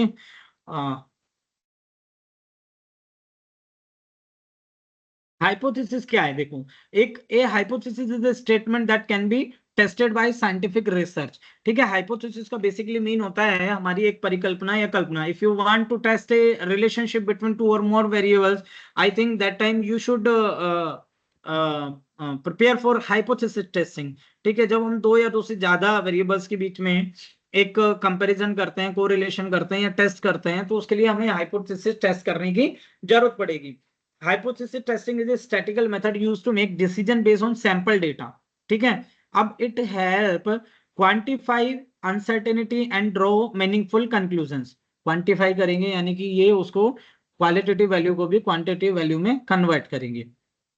The process involves comparison sample data to expected outcome through a structure framework, which include formulating hypothesis, selecting a significance level, collecting data, and performing statistical tests. ठीक है।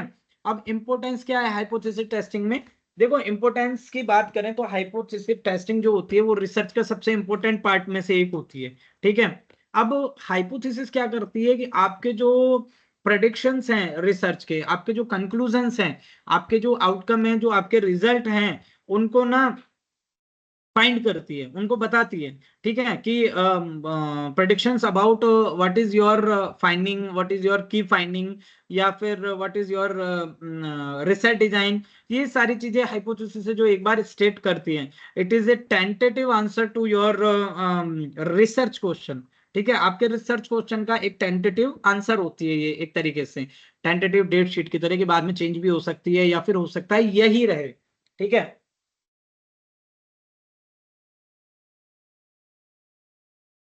Hypothesis सिर्फ gas नहीं है।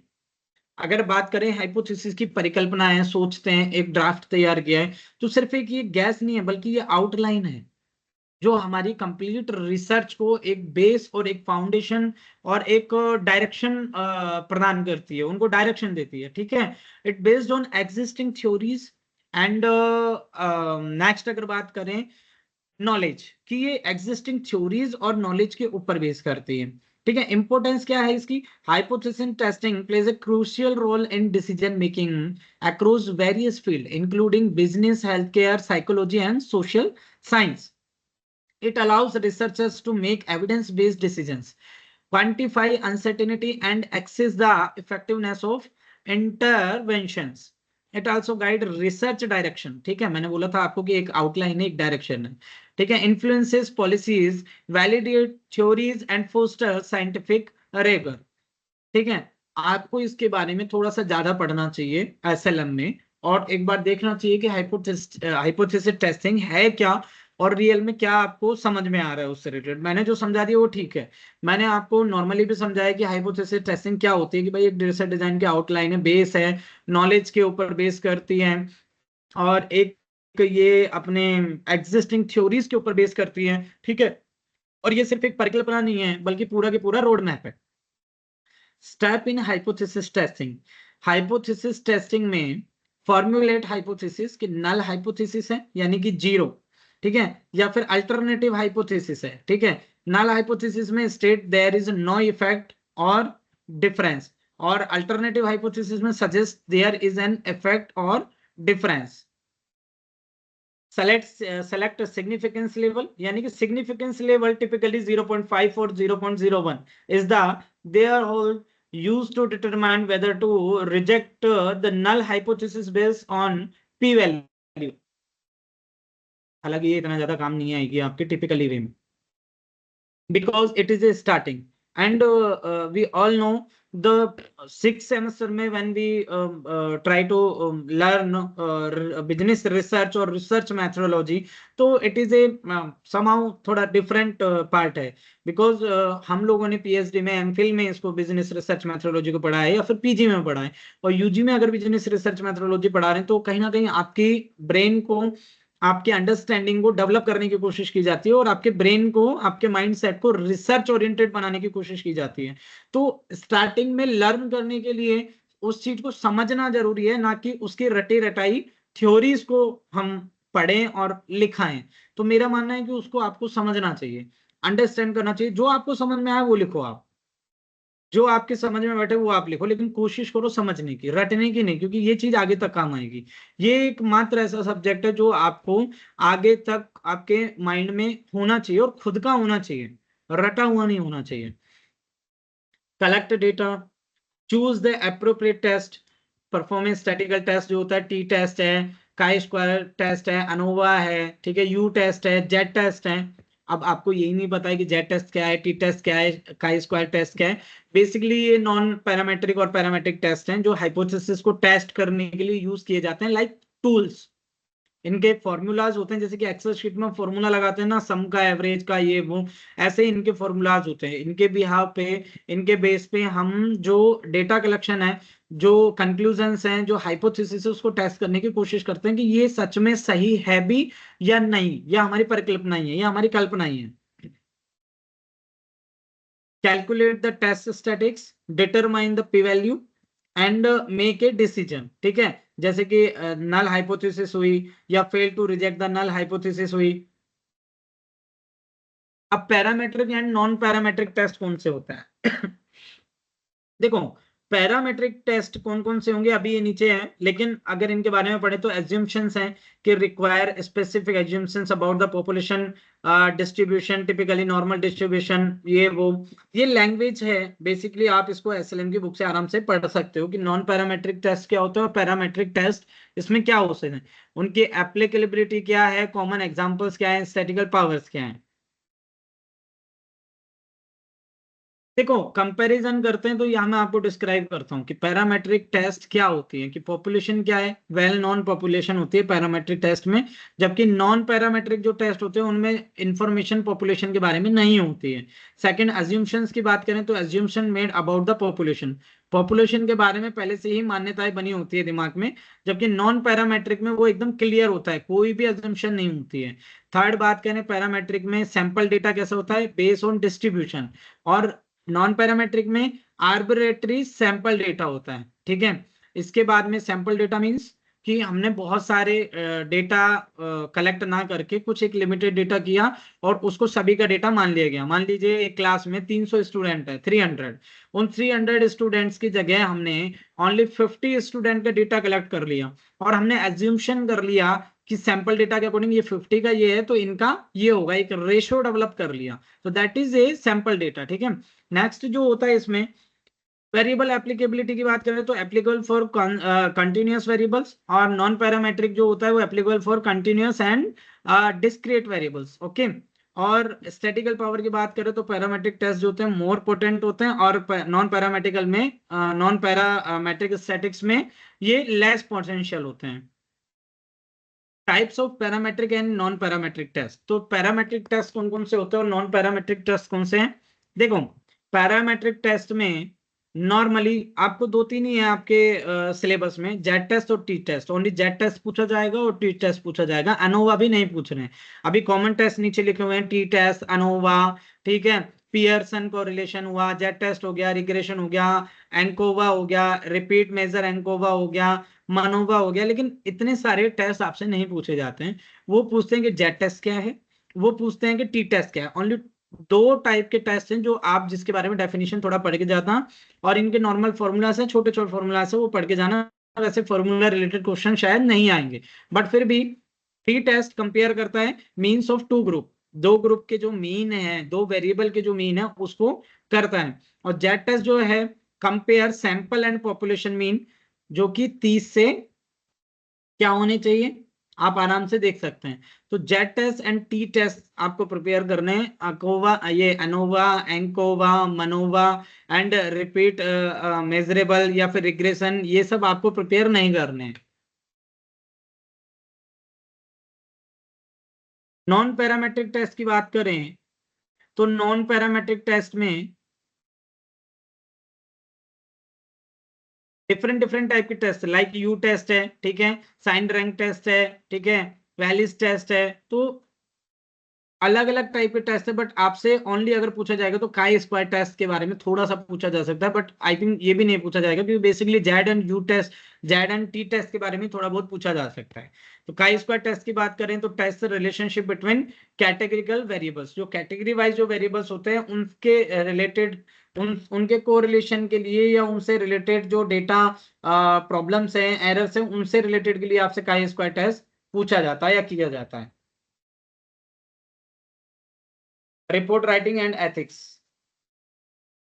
Time बहुत कम है इसलिए मैं थोड़ा सा फास्ट फास्ट इसमें करा रहा हूँ आपको, और इंपॉर्टेंट टॉपिक्स हैं जो साथ में बताता हुआ चल रहा हूँ। रिपोर्ट राइटिंग एंड एथिक्स में बात करें तो type of reports, step in report writing, format and presentation of report, referencing, and साथ में एथिक्स एंड बिजनेस रिसर्च। तो बिजनेस रिसर्च में एथिक्स का एक क्वेश्चन जरूर आएगा, आप याद कर लेना, एथिक्स इन बिजनेस रिसर्च से क्वेश्चन कंपलसरी आएगा। अब वो एथिक्स इन रिसर्च डिजाइन में आए या फिर एथिक्स इन बिजनेस रिसर्च, जरूर आएगा, लेकिन एथिक्स का क्वेश्चन, ये बात ध्यान रखना। इंपॉर्टेंस ऑफ एथिक्स या फिर एथिकल कंसर्न्स या फिर कैरेक्टराइटिस ऑफ एथिक्स इन रिसर्च या good ethics in business research, इनसे रिलेटेड एक क्वेश्चन जरूर आएगा। देखो रिपोर्ट राइटिंग क्या होती है, रिपोर्ट राइटिंग का मतलब है कि हमने सब कुछ करके अपनी रिसर्च तैयार की, हमने किसी चीज पे रिसर्च की। अब उस रिसर्च को हम वर्बली तो किसी को बता नहीं सकते, तो हमें उसको एक स्ट्रक्चर वे में लिखना होता है। 150 पेज, 200 पेज, 400 पेज, 500 पेज, या फिर रिसर्च पेपर की तरह 8, 10, 20 पेज जो भी है हमारे, हम उसमें उस हमारी रिसर्च को एक्सप्लेन करेंगे, उसमें हम उसको डिस्क्राइब करेंगे, उसमें हम उसको रिटर्न वे में डॉक्यूमेंट प्रिपेयर करेंगे। तो वो एक स्ट्रक्चर वे में होना चाहिए, that is that's why it called report writing. Okay, इसका एक इन्होंने जो अपने थिंकर्स हुए या अपने रिसर्चर्स हुए, उन्होंने एक इसका परफॉर्मा टाइप में इसको फिक्स कर दिया। ठीक है, वो हम रिपोर्ट का वो तैयार करते हैं कि क्या क्या इसमें स्टेप होने चाहिए, क्या क्या कंपोनेंट्स होने चाहिए। तो report writing is the process of presenting information clearly and concisely to communicate findings, analysis and recommendations. ठीक है, then it is essential in fields like business, education, research, supporting information decision making. Effective reports follow a structured format and aim to clarify clarity and professionalism. ठीक है, report writing in सब चीजों को support करती है कि जैसे business में हुआ, एजुकेशन में हुआ, और उसके लिए डिसीजन मेकिंग को सपोर्ट करने के लिए या फिर किसी एविडेंस बेस्ड प्रैक्टिस के लिए, प्रोफेशनलिज्म के लिए हमें उसका एक फॉर्मेट में होना भी जरूरी होता है। तो की कंपोनेंट ऑफ रिपोर्ट राइटिंग क्या होती है? Purpose of a report. पहली बात तो पर्पस क्या है उस रिपोर्ट राइटिंग का? इन्फॉर्म करो, एनालाइज करो, रिकमेंडिंग करो। फिर टाइप ऑफ रिपोर्ट कौन कौन सी होती है? इनफॉर्मल रिपोर्ट, ठीक है, और दूसरा होती है फॉर्मल रिपोर्ट्स। जैसे कि इनफॉर्मल रिपोर्ट में बात करें, ब्रीफ एंड अनस्ट्रक्चर होती है, जैसे मेमो वगैरह ये सब। लेकिन फॉर्मल रिपोर्ट्स की बात करें, then structure with heading and section, उनके सेक्शंस होते हैं, उनके हेडिंग्स होती है। लाइक रिसर्च रिपोर्ट में present study findings, technical reports होती है। फिर बिजनेस रिपोर्ट में cover financial and operational matters, ठीक है। प्रोग्रेस रिपोर्ट होती है, ठीक है। देन फिजिबिलिटी रिपोर्ट होती है। तो these are different different type की फॉर्मल रिपोर्ट्स। नेक्स्ट होती है structure of a report. Give me 1 minute only.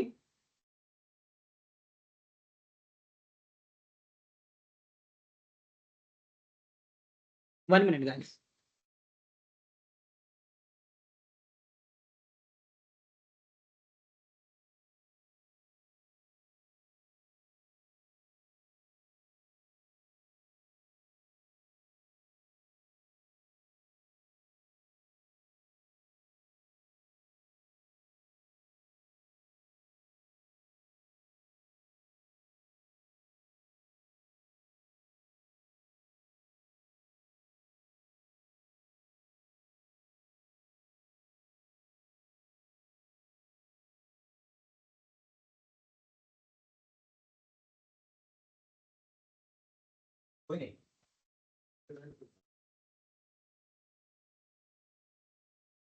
बैठो भाई, बैठो भाई, नहीं बैठो, मैं भागा करेंगे। अब बोल के आना, चलो मैं आता मैं रोता हूँ। नहीं जा रहा।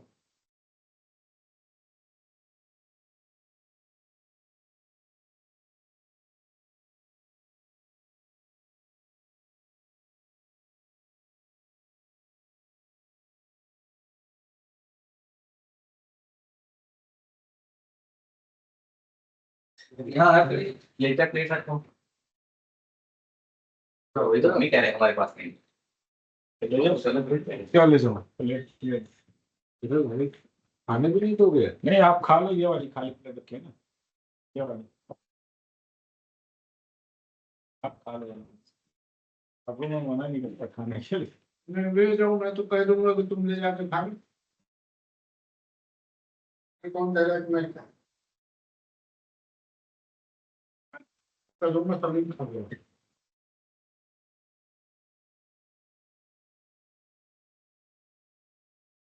क्लास ले जाऊँ। कभी लेके जा रहा हूँ तो मैंने ले ली। Yes, students. Am I audible or not? Okay. Then structure of report की अगर हम बात करें तो सबसे पहले first of all it should be has a title in table of contents होना चाहिए, टाइटल पेज होना चाहिए। फिर एग्जीक्यूटिव समरी होनी चाहिए, not a short summary, complete executive summary जिसमें कंक्लूजन, रिसर्च फाइंडिंग्स, हमारा मेन एरिया, सारी चीजें होनी चाहिए इन सफिशिएंट वे, ठीक है। फिर इंट्रोडक्शन होना चाहिए, कंप्लीट इंट्रोडक्शन, जिसमें हमारे ऑब्जेक्टिव, हमारे एम, हमारे रिसर्च में हम क्या क्या करने का सोच रहे थे, क्या क्या करने का सोचा है। देन मेथोडोलॉजी की, रिसर्च की मेथोडोलॉजी क्या होने वाली है, कौन सी research methodology we can we use in research में, like exploratory, explanatory, quantitative, qualitative, cross sectional, longitudinal, तो वो मेथोडोलॉजी के बारे में हमारी जानकारी होनी चाहिए। देन फाइंडिंग्स और रिजल्ट क्या होने वाले हैं हमारे उसके। फिर आता है डिस्कशन और एनालिसिस, कि हम आपस में डिस्कशन करें विद फैक्ट उसी रिसर्च राइटिंग में। फिर कंक्लूजन होना चाहिए कि हमारा कंक्लूजन और हमारी रिसर्च फाइंडिंग्स क्या रही, की फाइंडिंग्स क्या रही।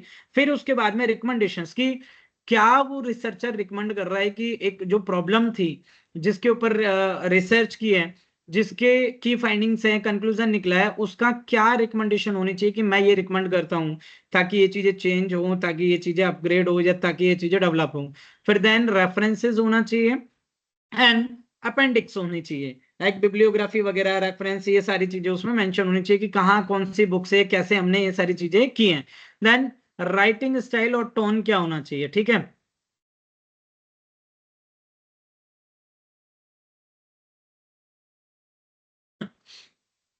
इसमें अभी हम पढ़ रहे हैं इसमें की कंपोनेंट्स ऑफ रिपोर्ट राइटिंग। तो फर्स्ट तो पर्पस ऑफ रिपोर्ट था, सेकंड टाइप ऑफ रिपोर्ट था कि किस टाइप की होती है, थर्ड में हम स्ट्रक्चर ऑफ रिपोर्ट की स्ट्रक्चर क्या होना चाहिए, फोर्थ है राइटिंग स्टाइल एंड टोन। तो राइटिंग स्टाइल और टोन क्या होनी चाहिए, क्लियर, कंसाइज होनी चाहिए, ऑब्जेक्टिव बेस्ड होनी चाहिए एंड लॉजिकली ऑर्गेनाइज होनी चाहिए। Use the heading sub heading for easy navigation, आपकी हेडिंग और सब हेडिंग होनी चाहिए।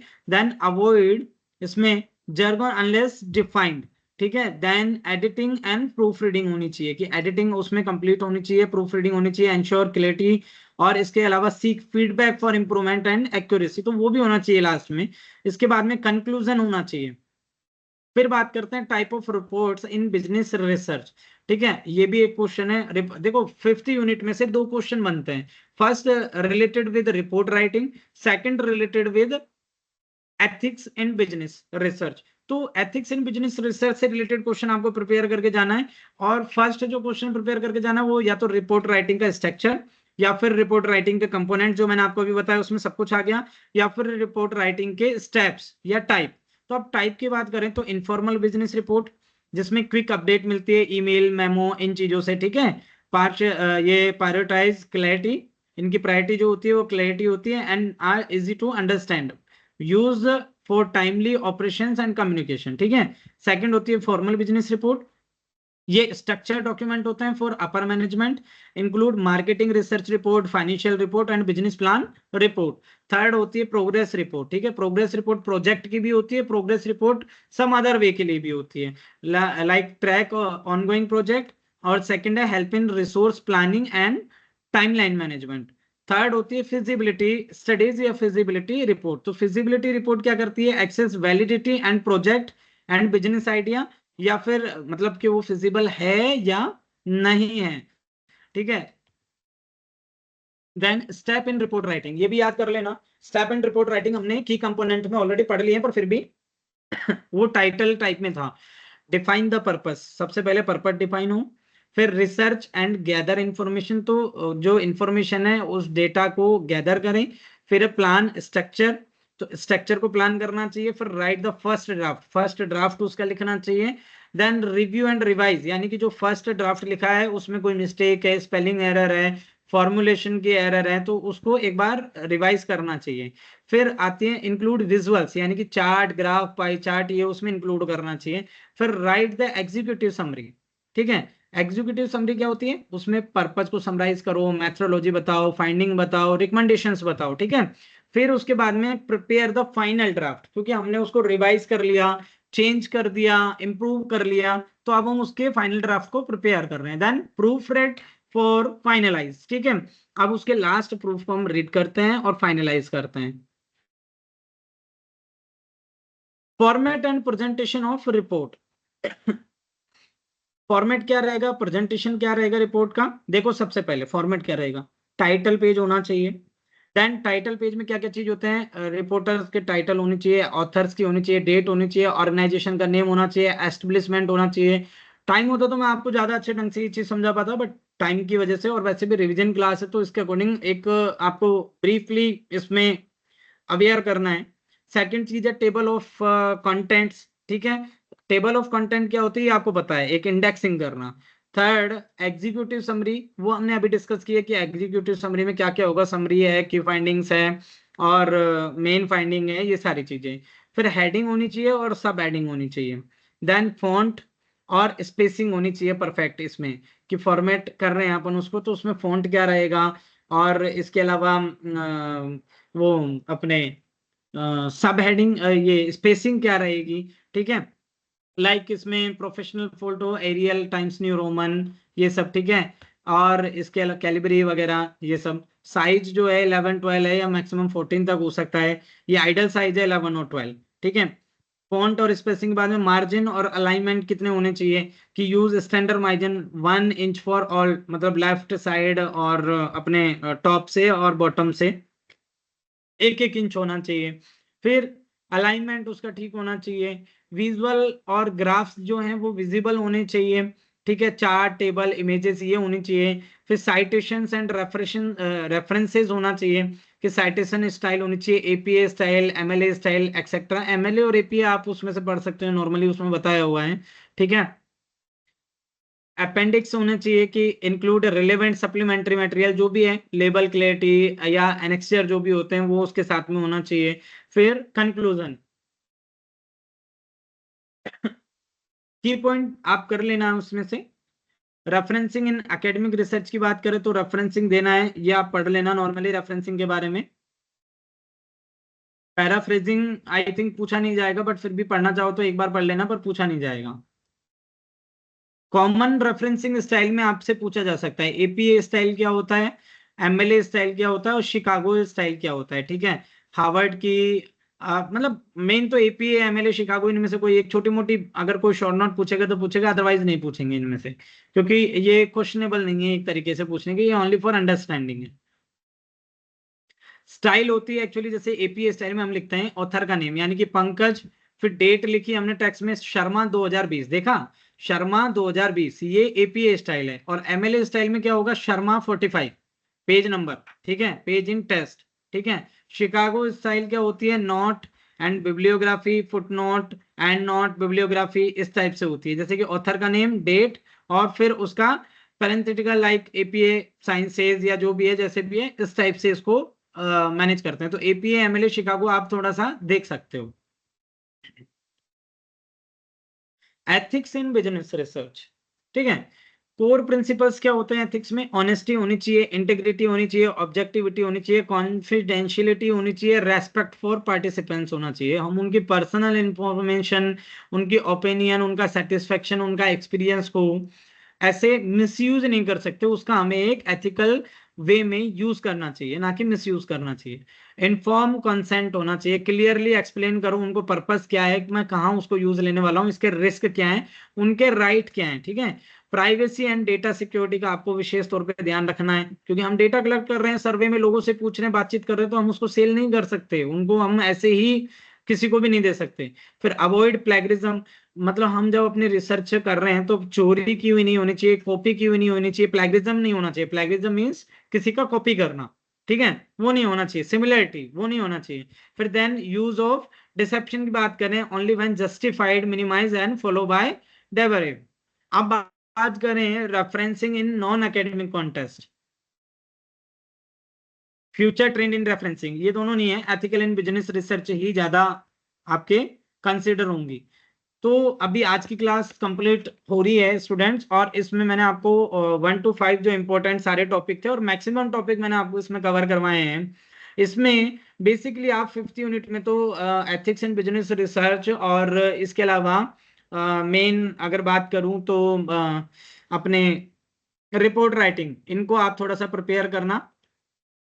4th यूनिट में आप हाइपोथेसिस को एक बार देखना, और डेटा के प्रिपरेशन और क्लीनिंग के लिए जो मैंने आपको बताया था वो एक बार पढ़ना, ठीक है। 3rd यूनिट में आप सैंपलिंग एक बार देख लेना, और सैंपलिंग के अलावा अगर बात करें तो मेजरमेंट और स्केलिंग में जो स्केल मैंने आपको 4 टाइप के स्केल बताए थे, जैसे कि nominal, ordinal, interval and ratio, ठीक है, ये होना चाहिए।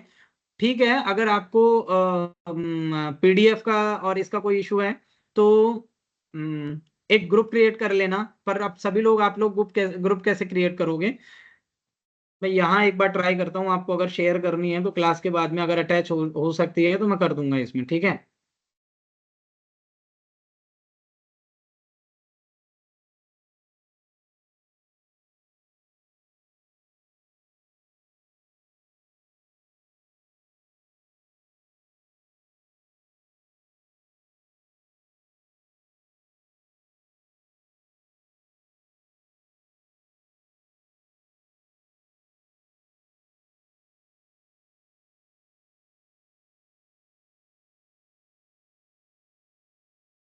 देखो मैं आपको जो इम्पोर्टेंट टॉपिक्स है, इम्पोर्टेंट कुछ चीजें हैं वो शेयर कर दूंगा। और मैं अपना ईमेल एड्रेस शेयर कर रहा हूँ, आप ईमेल पे मुझे मैसेज भेज देना। जो आप 30 जो आप बच्चे हो, मुझे मेल पे एक बार भेज देना या नंबर शेयर कर देना, जैसा भी आपको लगे, क्योंकि पर्सनली मैं नहीं चाहता हूँ कि किसी के भी नंबर आपस में शेयर हो या कुछ भी हो, ठीक है। मैं एसवाइएल की परमानेंट फैकल्टी हूँ और एसवाइएल में ही बैठता हूँ, तो आप यहाँ पे भी आगे कांटेक्ट कर सकते हैं। मैं मोस्ट इंपोर्टेंट जो टॉपिक्स हैं और मोस्ट इंपोर्टेंट जो क्वेश्चंस हैं वो आपके साथ में एक पीडीएफ या पीपीटी शेयर कर दूंगा, ठीक है। मेल एड्रेस टाइप कर रहा हूँ, वो आप नोट कर लो, इस पे मुझे मेल कर देना।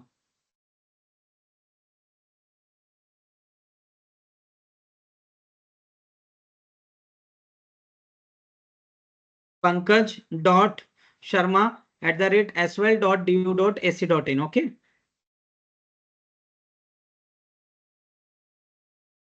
ओके तरन्नुम, बिजनेस एनालिटिक्स और जीएसटी का ग्रुप है तो मुझे उसमें ऐड कर देना, नो इशू, कोई प्रॉब्लम नहीं है, ठीक है। मैं वहां देख लूंगा, वहां शेयर कर दूंगा। बट आई थिंक सभी तक फिर रीच नहीं हो पाएगी, ठीक है, क्योंकि गर्ल्स ने अलग ग्रुप बना रखे हैं, बॉयज के अलग ग्रुप बने हुए हैं, या फिर सेंटर वाइज अलग ग्रुप है। मैंने अलग किसी कॉलेज में क्लास ली थी और टीचर्स ने किसी और क्लासेस में ली थी, ठीक है। तो ये मेरा मेल एड्रेस है, इस पे आप लोग नंबर मुझसे मांगेंगे, मैं दे दूंगा, या फिर आप लोग ग्रुप में ऐड करना चाहें तो वो कर देना, ओके। इंपॉर्टेंट टॉपिक्स मैं उसमें शेयर कर दूंगा। बाकी मैंने आपको यूनिट्स के साथ साथ सारे इंपॉर्टेंट टॉपिक्स बताए हैं और इंपॉर्टेंट जो क्वेश्चन है वो भी कराए हैं। बट फिर भी मैं एक पीडीएफ बना के या एक वो बना के पीपीटी बना के आपको शेयर कर दूंगा।